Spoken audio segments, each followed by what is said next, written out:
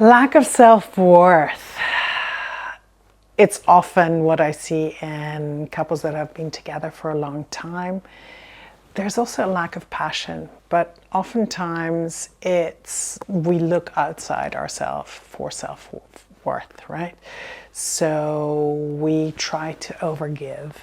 We constantly look to the other person for approval. Oftentimes it's not really recognizing what we want in life, what we want from the relationship. If one person requires more intimacy, and if the other person requires more, say, words of affirmation. I want you to tell me that you love me, what you love about me. And where the other person's like, oh, I want more acts of service.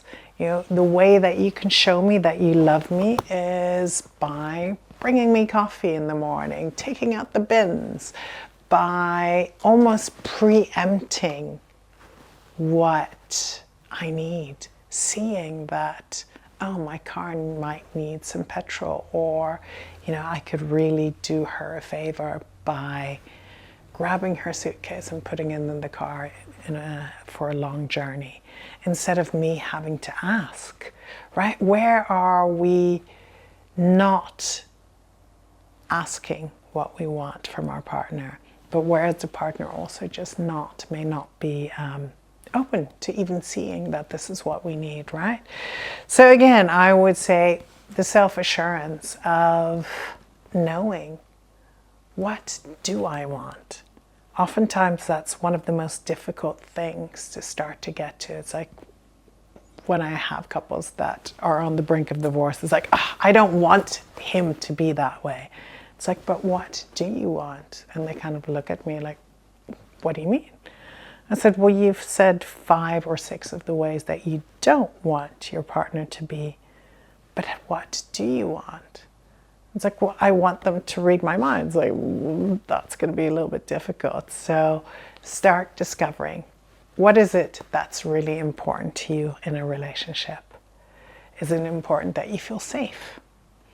Is it important that you feel like you are being listened to, that you're being understood? Is it important to have sexual intimacy to you? What does sexual intimacy even mean? What does it mean to you? What does it mean to your partner? So this is where we bring in this scrumptious communication tool, that we can actually really dig deep into what it means to us. Because, we might be talking about intimacy, and sexual intimacy to one partner means holding hands and kissing and looking in the eyes, and to the other person it means full-on genitals, penetration. It's like, oh, so for you, being holding hands and being romantic isn't intimacy. And there isn't sexual intimacy. It's like, no, that's just like foreplay, and that's just all fluff.